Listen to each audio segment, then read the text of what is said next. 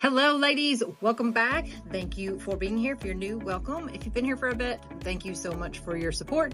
Today, we are going to talk about how I stay fit after 40, really after 45. I'm going to be 46 very, very soon. And I'm going to share my top 5 tips on what keeps me, honestly, in the best shape that I've ever been in. I am in better shape at the age 46 than I ever was in my 20s or my 30s. So I'm going to share my top 5 tips with you right now.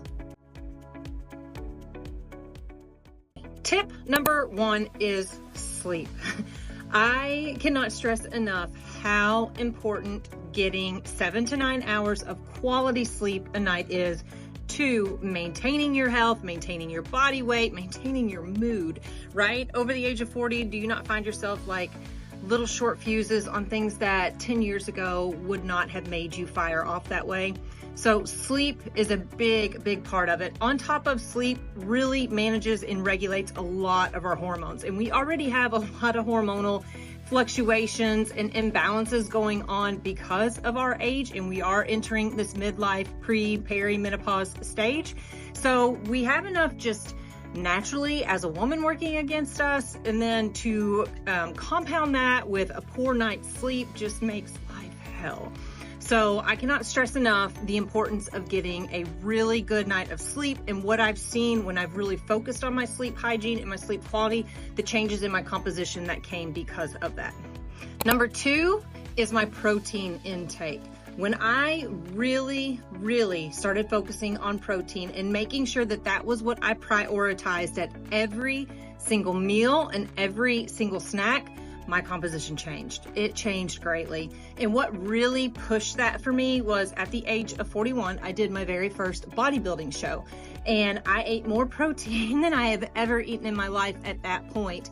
And my composition changed so much. Yes, the training and the strength training is a big part of it, but nutrition is the ultimate factor when it comes to your body composition as far as the amount of muscle mass versus fat mass that you have. Nutrition is key. So really prioritizing protein. I have 40 grams of protein within an hour of waking every day. I have 15 grams of protein at every single snack throughout the day. And I have a minimum of 30 grams of protein at every meal after breakfast throughout the day. Those are just like my gold standards. I make sure it happens. And sometimes it's a hodgepodge of pulling different things together to make it happen. But I prioritize protein every single meal. Number 3 is strength training. Strength training, again, is something that will shift your body, ladies, like nothing else. And you may look at me and say, well, I'm too muscular for you. And that's okay. I have been strength training for years. I have been working on lifting heavy weights and my nutrition for years to get to just even this point, which again, you may think is a lot, but to somebody like a power lifter or somebody that's in a bodybuilding show, it's not a lot. So, it's relative what it is, but understanding that it takes a very long time to build muscle tissue. So strength training will help you build more muscle mass, and the more muscle mass you have, the more calories you burn throughout the day. And that can help with your overall calories in versus calories out, which can help you with weight loss or keeping your sustained weight loss.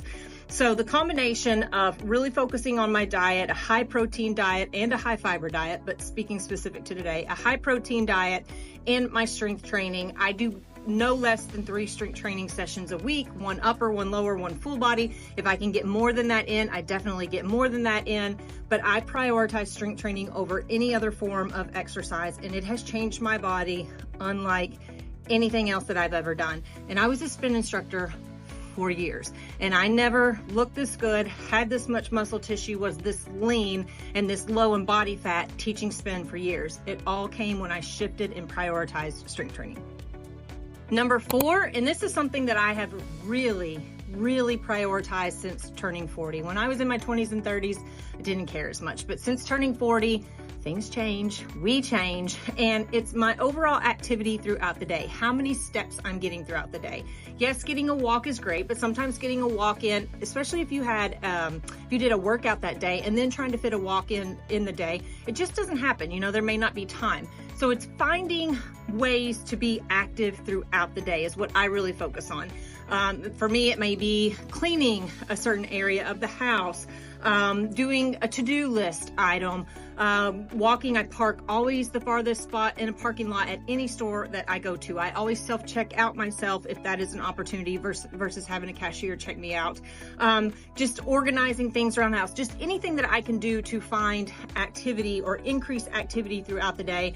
That has made a really big change in my composition. And I will say that was probably one of the biggest contributors to my composition change after having my baby. I had my baby at 41, and after having her, it was COVID, it was lockdown. All I did was walk, and I got incredibly lean. I didn't change my diet. I didn't change my workouts anymore. The only thing that changed was how much more I was walking.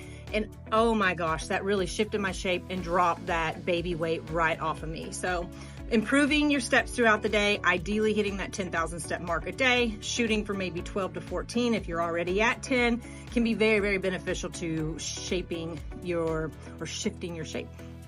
Last but not least is number 5, and that is less is more. Again, like I said, I used to teach a ton of spin classes a week, take a ton of classes on top of that, go for runs, do all this stuff because I thought more was better. But especially after the age of 40 and we're shifting into this midlife and we're having all these hormonal fluctuations, it really is less is more to get the results that you want. It's not another boot camp class. It's not another 10-mile run. It's not doing some sort of exercise every single day. It's actually being very diligent in the exercise that we choose, which is hopefully strength training, and really pushing hard in those exercises, and then taking plenty of recovery, because your changes, your growth, all of that actually does happen during the recovery period. So if you're not allowing your system to fully recover, you're going to stay inflamed, you're going to stay puffy, you're going to exacerbate those hormonal imbalances, and you're going to make weight loss really hard. I'm going to put a picture right here of a client that has been working with me.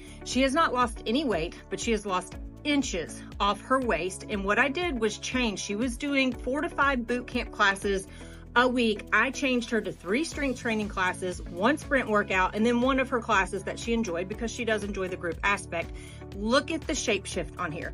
Look at her abdominal. She was having all kinds of digestive issues, brain fog, fatigue, irritability, all of that kind of stuff. And it wasn't, I don't want to make it sound like it was just exercise. There was other factors involved here, but exercise and pulling that stress down and teaching her that less is more will give her what she wants. And look at her.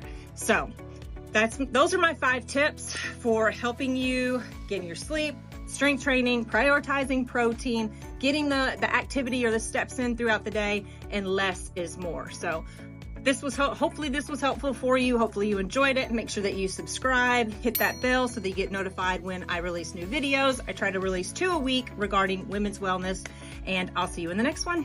Bye now.